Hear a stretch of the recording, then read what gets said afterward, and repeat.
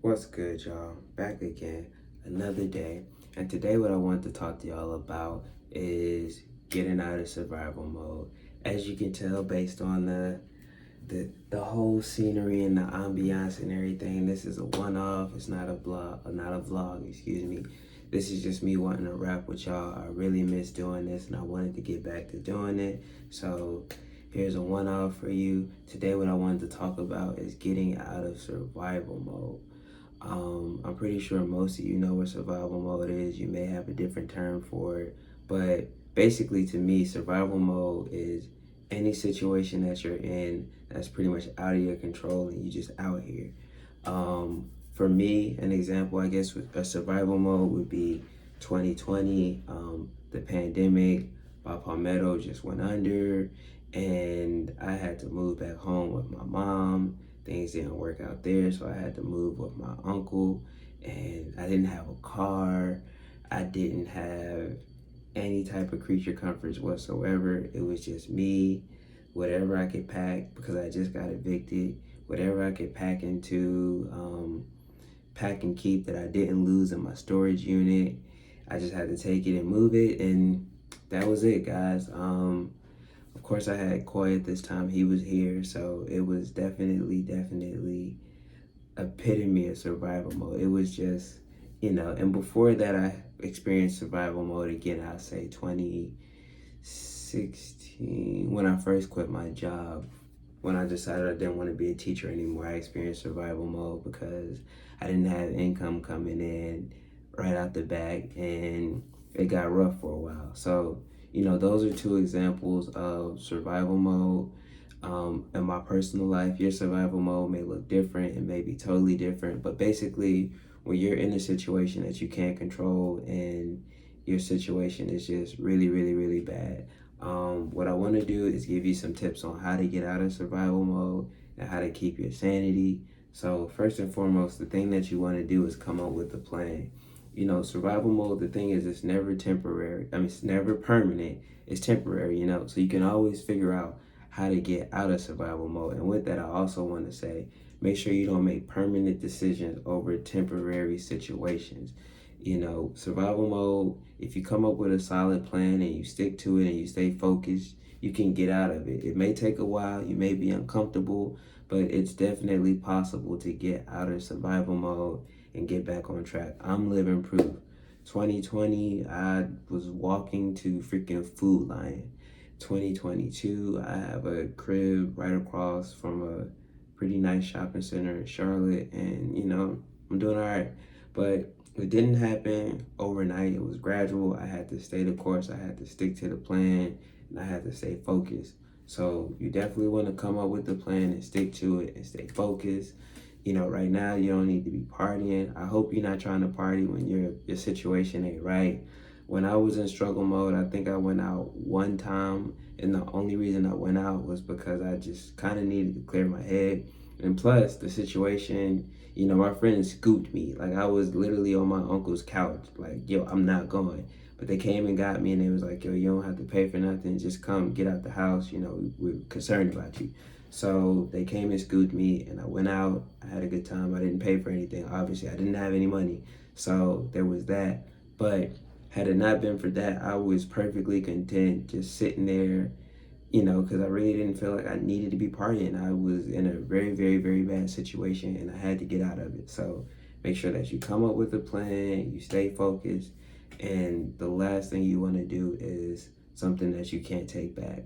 Another example, I had a car at the time, and we ended up taking out a loan on the car to pay some bills. And when you're in struggle mode, you can't necessarily guarantee your income. So the money didn't come back, car got repossessed. I didn't have a car. That's how I lost my car.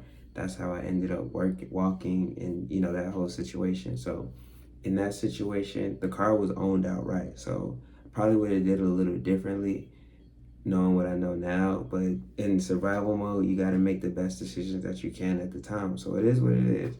The next thing you want to do, and I think this kind of goes without saying too, but I'm gonna put it out there, is you definitely want to put your pride aside. If you're in struggle mode and you're in a bad situation, You just gotta swallow your pride and you gotta do what you gotta do. Like I said, I can't reiterate it enough because I need y'all to understand. I was literally walking to work. Now, understand, at this time, I had a master's degree. I done made money before, and I'm not talking little money. Like I made really, really, really big money. Like I was doing all right, and then all of that went away, and I had to start over from scratch, and I had to swallow my pride with a master's degree and work at Food Lion and walk to Food Lion. I still got my uniform. I still have my name badge. I still have my write up from Food Lion because it keeps me grounded. It lets me know that, all of this nice fitteds that I have and all of these things that you see, the PlayStation, blah, blah, blah, whoop de whoop, all of that stuff can go away in an instant. So that type of stuff keeps me grounded. It reminds me to never get too arrogant, never get too cocky. I always make sure that I have funds put away for that rainy day. And, in those instances, man, you really got to swallow your pride. Like I said, I was hiding, taking back routes so people wouldn't see me walking on Main Street. I had cool little stories, like my car was just chilling. Well, I did have a car, but that's another story for another day. But yeah, situation was pretty bleak. I had to walk to work. I had to swallow my pride. I had to listen to managers, and I had to do what I had to do. And that's the biggest thing. A lot of us, we have pride and we're in messed up situations. Like if you living with your mom or you living with somebody else and you're not living with on your own, then you don't need to have pride. I know you're working on your business. I know you're doing this and that. And trust me, I get it 1000%. But you also need to make sure that your business can support you. You don't jump out there, or if you do jump out there, understand what's coming. I'm never going to discourage anybody from being an entrepreneur because I'm tried and true, battle tested entrepreneur. But what I will say is that you don't need to jump out there unless you're ready for it. And even being an entrepreneur and doing your own thing, you still need to be able to swallow your pride when it's necessary in order to reach people, in order to ask questions. And, that actually leads to the next one. Don't be afraid to ask for help, because when you're down and out, you gotta ask. You never know what somebody else has that can help you. You're one phone call away from somebody that can help you out. Another example, I had a storage unit, and I think it was only like $200 to get it out.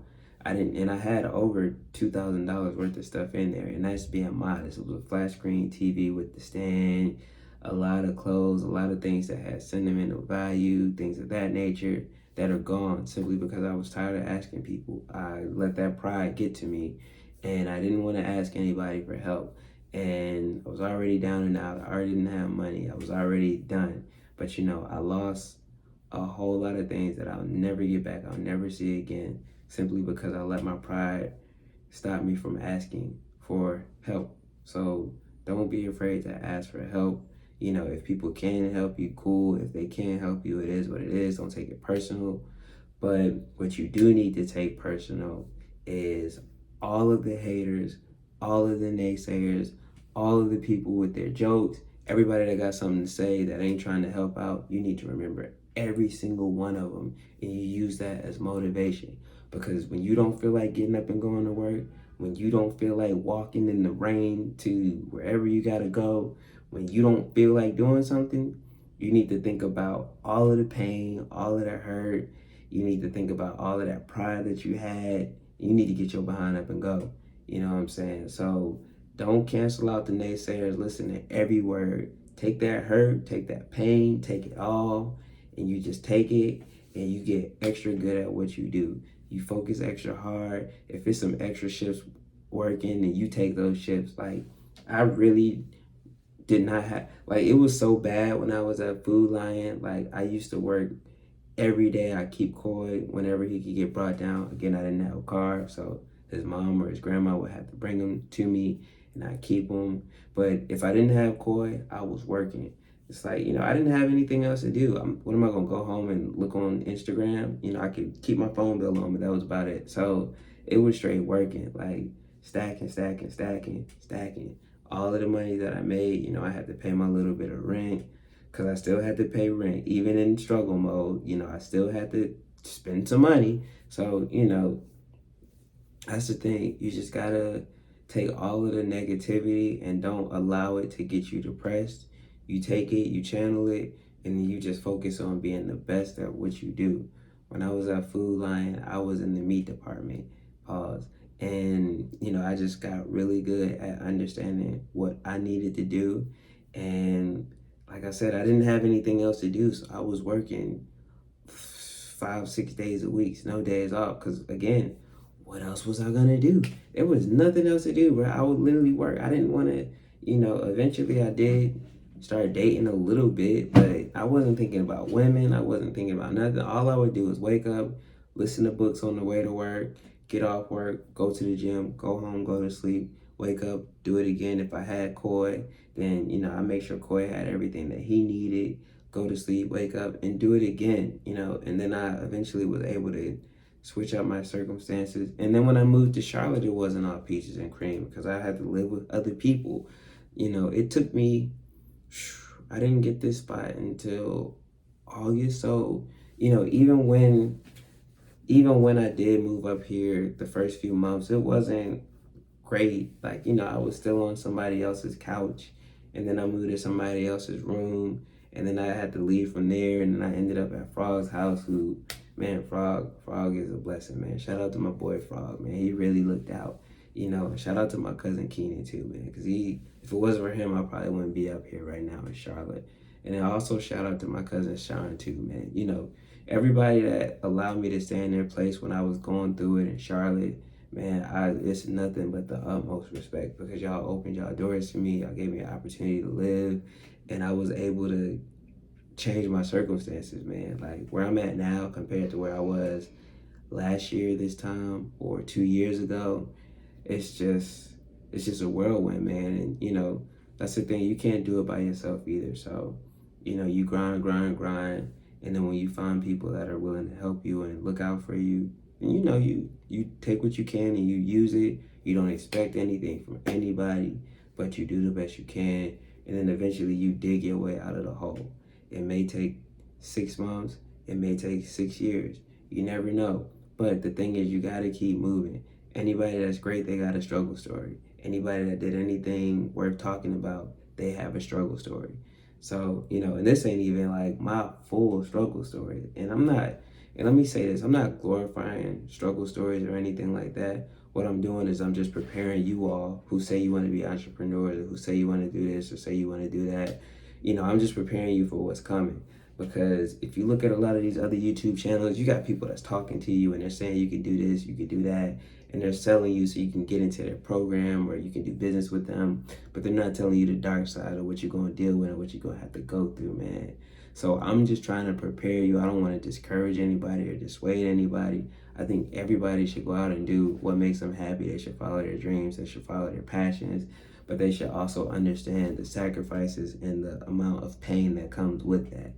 Anything worth having is worth fighting for, and you better be ready to fight, but definitely go for it. Like I said, I'm on the other side. I'm still nowhere near where I want to be, but compared to where I was, I'm extremely grateful and I'm extremely satisfied, but I'm not fully satisfied because I know I have so much more to do. I have so much more things that I have to accomplish while I'm here. So hopefully this helps you out. If you're currently in struggle mode, I understand. I've been there. It's okay. Just figure out what you got to do to get out of there. Sit down with a piece of paper and a pen or a pencil and just write down what you got to do. Figure out how much money you need. Figure out where you want to live, how much it costs to live there. Start filling out applications now, and if you get something, figure out how you're going to get there. But just stay focused, stay the course, and it's beautiful on the other side as long as you stay focused and you get there. All right. So just wanted to drop that off on you. Like I said, I really kind of miss just chopping it up and giving y'all information and sharing with y'all. So hopefully it benefits somebody in some way, and I will holla at you later.